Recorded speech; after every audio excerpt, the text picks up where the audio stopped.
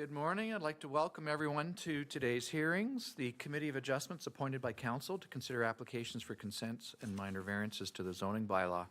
Please be advised that any applicant or agent that is in attendance in person at today's hearing for a specific application may leave the hearing once their application has been considered by the committee.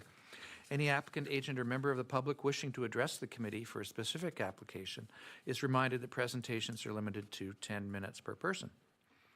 Could I have a motion to adopt today's agenda? Eider and Ungerman.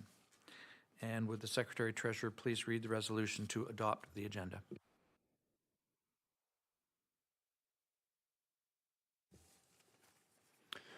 Moved by Member Strang, seconded by Member Ungerman. Be it resolved that the agenda of the Gravenhurst Committee of Adjustment meeting dated April 2025 be adopted.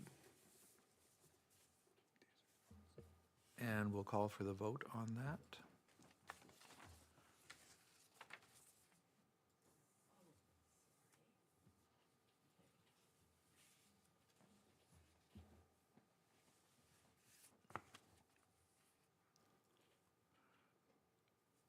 And that carries. Thank you. I'm just going to adjust this so I can see it better, actually. Okay.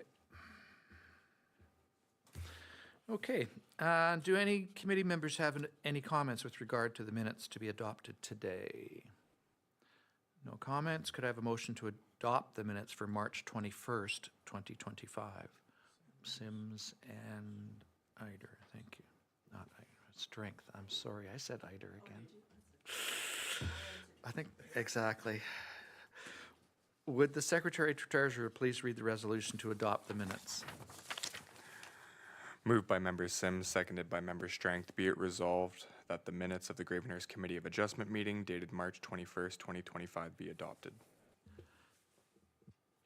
Thank you, and we will call for the vote on the minutes.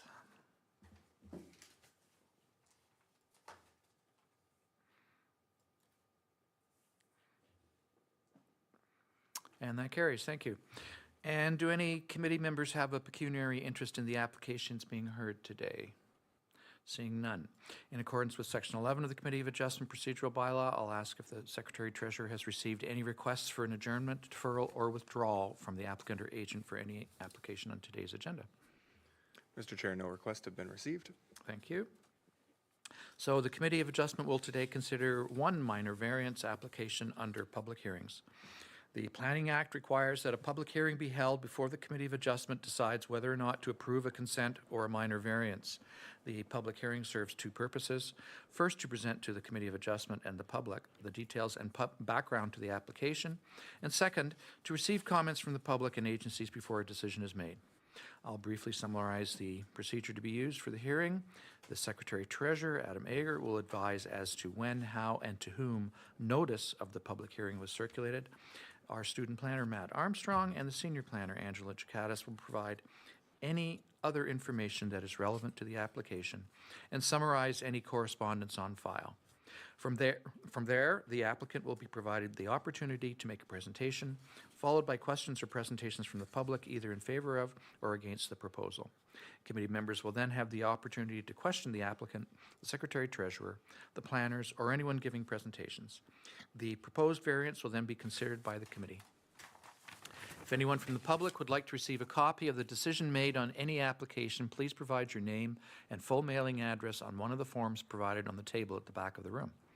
And would the Secretary Treasurer please advise how, when, and to whom notices of the public hearings were circulated? Notice of the public hearing concerning the proposed application was sent by first-class mail to the respective owners and assessed persons within 60 meters of the property subject to the proposed minor variance application and emailed to applicable agencies. Included with each notice was a summary of the application, a site sketch, and a key map showing the location of the property. The circulation was provided in accordance with the provisions of the Planning Act, RSO 1990, Chapter P13. Thank you. It is important to note that should committee approve any application, there is a 20-day appeal period, during which time today's decision may be appealed. During this appeal period, no building permit may be issued or other work commenced. Also, in the event that there is an appeal, and in order to be kept advised of a possible Ontario Land Tribunal hearing, members of the public must request to be sent a copy of committee's decision on the application. Third-party appeals are no longer accepted. Only the applicant, the municipality, and certain public bodies will be able to appeal a minor variance or consent decision. We will now deal with the application for minor variance, and I now declare this to be a public hearing for minor variance application A04-2025 GR for Stapleton. I'll now ask the student planner, Matt Armstrong, to please provide any additional information that may be relevant. Okay, through you, Mr. Chair. This property is located in the western area of the municipality. The property is located on Loon Lake.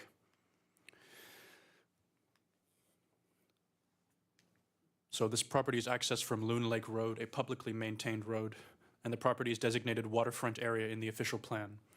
The subject property is zoned residential waterfront RW6 with special provision S775, and the property is found on the northwestern shore of Loon Lake. This property is located in a residential waterfront area with small cottage developments and dense vegetation visible here in the aerial photo.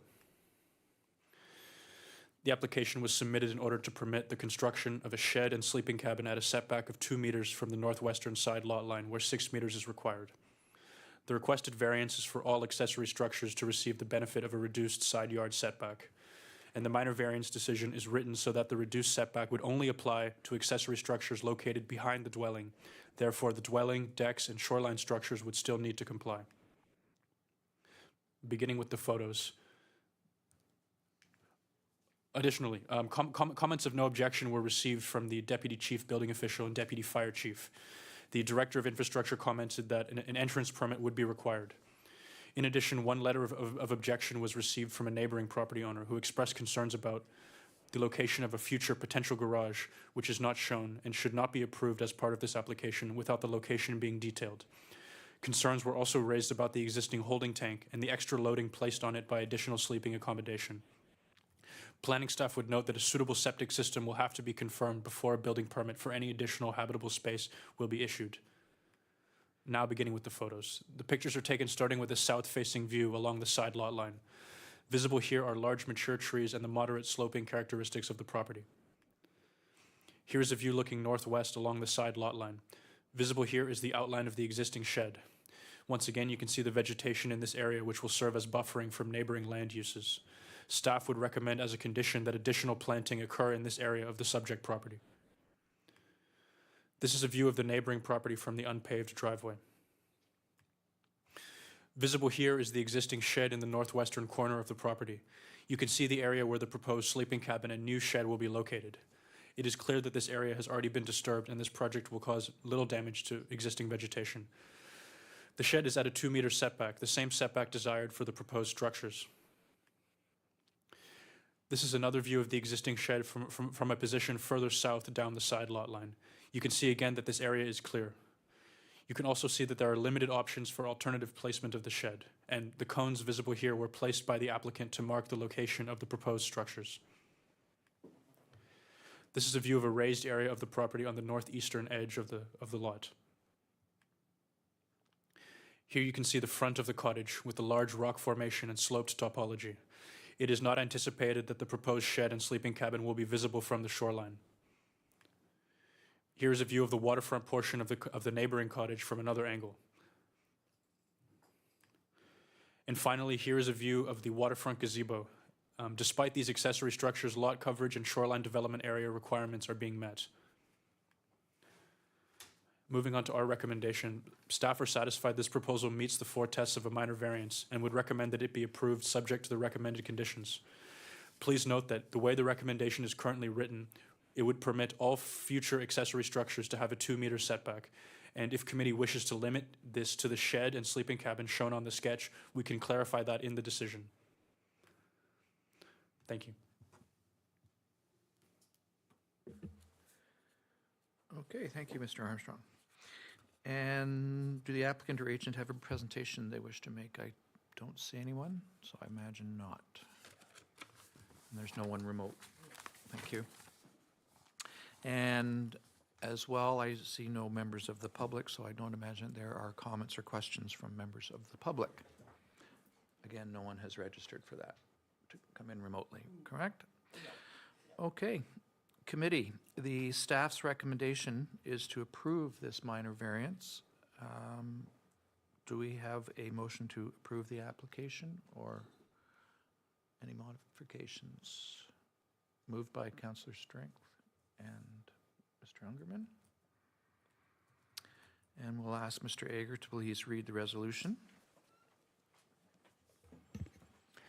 Moved by Member Strength, seconded by Member Ungerman. Be it resolved that application number A04-2025 GR Stapleton be approved and that the necessary notice of decision be prepared conditional upon a site plan agreement be entered into that requires additional vegetation to be planted along the side lot line in the location of the proposed buildings and an entrance permit be Okay. Committee, questions or comments? You have to push your button, Mr. Sims. We'll still be out here soon. There you go. A number of questions, I guess, through you to staff.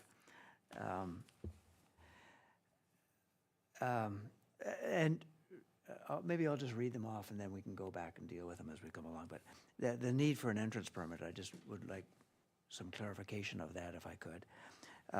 The discussion of a future garage and how that might have implications here. A holding tank, when in fact there's a septic bed listed or shown on the sketch, so I'm not sure precisely how that fits in. And the neighbor dwelling that was shown was to the south, if I understand it, when in fact the property that would be impacted is to the north.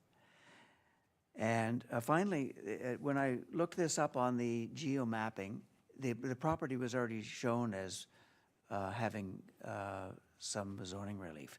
So I would like clarification of that if I could. So, Okay, and Yeah. Mr. Gaddis, Thank you. go ahead. Through you, I'll start at the top. The need for an entrance permit, it's a great question. Recently, we've received these type of comments from the infrastructure department. I believe that there wasn't ever a formal entrance, presumably due to the length of time that the entrance has been there, but they did request an entrance permit. So because we're recommending that a site plan agreement be required, then we've just added that into it, so it's all captured as part of that. I'm not sure if Mr. Egger has any more insight into that. The potential future garage. So I think hopefully the photos illustrated that there are limited areas on this property where an accessory shed or garage can be built behind the dwelling, just because of the depth of the property, the there's a outcrop, a rock formation, and as well as the mature trees. So really, this area of the property is the only place that structures can be built. I would suggest, without some significant site alteration. The applicant had indicated to us that their real immediate concern is replacing the shed that's on the property. They indicated that it was damaged over the winter and wanted to replace it. So that's the sort of immediacy. And then they haven't decided in the future they would like a sleeping cabin, and they haven't decided about whether they would like a single story or a sleeping cabin in association with a garage. So they therefore applied for it as a blanket 2-meter setback. And so, as you know, that's what the neighbor to the south was concerned about, not the neighbor to the north, as you pointed out. The neighbor to the south was concerned about not having the details about that future structure. So depending on committee's position, we can adjust the resolution accordingly as to whether they would only receive permission for the shed and sleeping cabin that are shown on the drawing, or if it's more of a blanket approval for a 2-meter setback for accessory structures behind the dwelling. The holding tank, so the comment from the Deputy Chief Building Official, and we rely on the Building Department to advise on septic matters, and his comment was that the septic may need to be upgraded. Typically, if it was a holding tank, so I guess I don't know what the status of the septic system is. I don't know if it's a holding tank or what it is, but certainly in any case, any additional habitable space would need septic review before before a building permit would be issued. As well, typically, certainly it's my understanding with a holding tank that additional habitable space wouldn't be permitted without, but we would rely on the building department to confirm that. And then, yeah, just as you noted, the comments from the neighbor are to the south. The requested reduced setback is from the north lot line. So I hope that answered all your questions, or? Okay. Well, thank you, Angela, I appreciate that. The reason for this north-south issue was that the setback, the reduced setback is on the north side. And so I guess I mistakenly assumed that the letter writer the property owner who provided the comments was on the north side, because that would seem where the largest impact would be, but that apparently was not the case. But that still would be impacting the person on the right. So if we could go back to the fact that the property is already shown as hatched on the zoning, does this mean then, I'm looking forward to this notion of a garage that the neighbor already knew about, that wasn't even in the application in any, like it's not shown as a potential site. But that would mean they'd be coming back a third time for a relief of some nature, if that were to go forward. It's simply seeking clarification.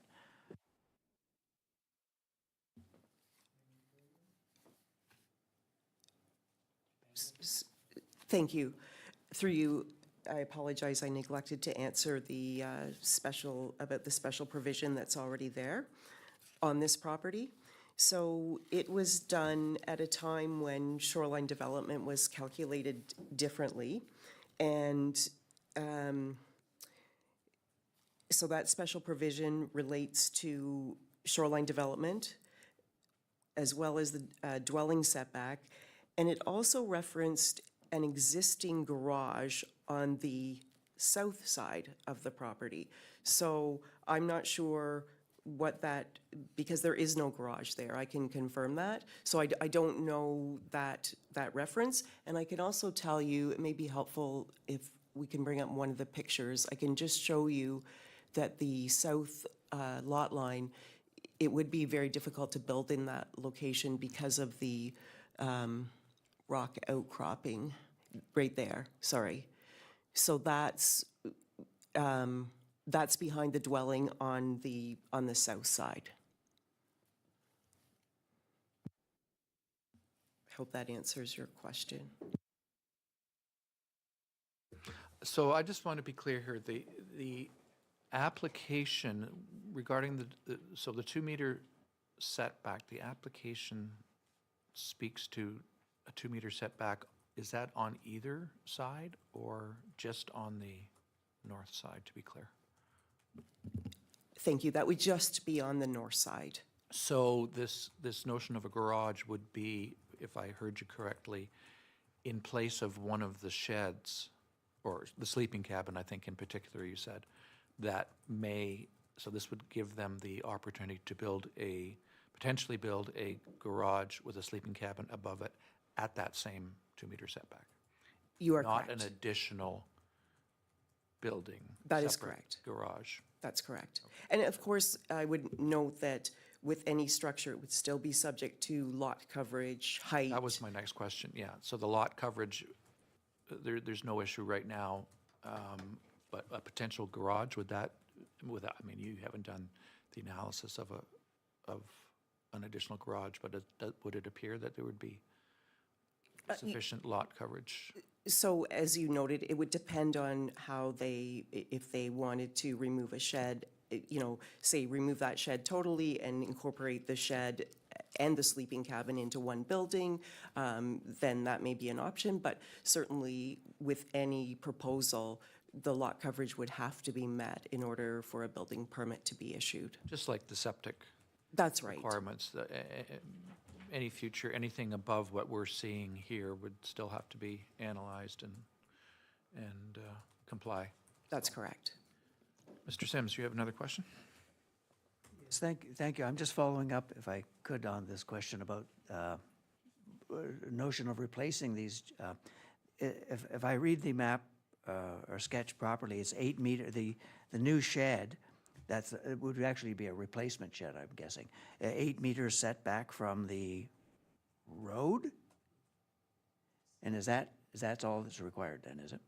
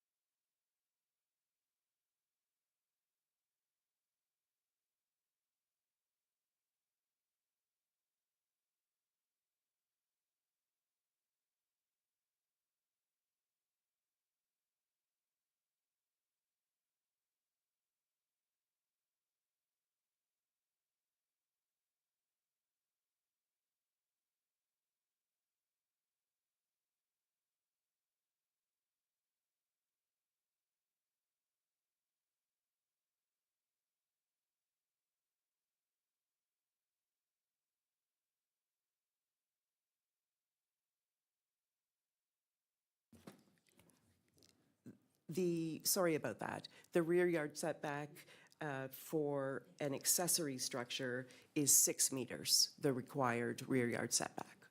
Sorry about that. No problem with getting the accurate information. So that's, okay, so that covers that question off. So what we're really seeing is, could be some future reconfiguration of the sheds, different from the sketch. They would all have to be on a site plan at some point. And really, all we're saying here with this resolution is that whatever form it takes, whether it happens to be a garage with a sleeping cabin or just a sleeping cabin as shown, it either would be permitted at the 2-meter setback in that location and only on that side, not on the other side. Does That's correct. that summary sound right? Yeah, Okay. that's correct. And as you noted, 6 meter setback, lot coverage height, and the 2 meter, and then the 2 meter side yard setback to that setback only is correct. And that existing special provision really has no bearing on what we're looking at here, right? That seems to be the conclusion. Okay. Anything further on this? No? Okay, then we'll call for the vote.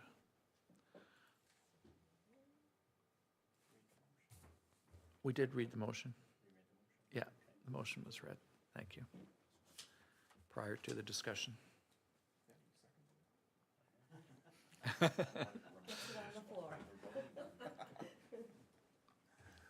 And that carries. Thank you. And I now declare this public hearing to be concluded. And that is all for today. The next Committee of Adjustment meeting is on Friday, May 16th, and as there is no further business noted on the agenda, can we have a motion to adjourn?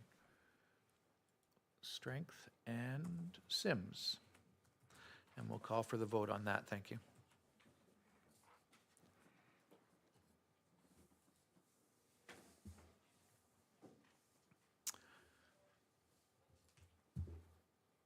And that carries. Thank you.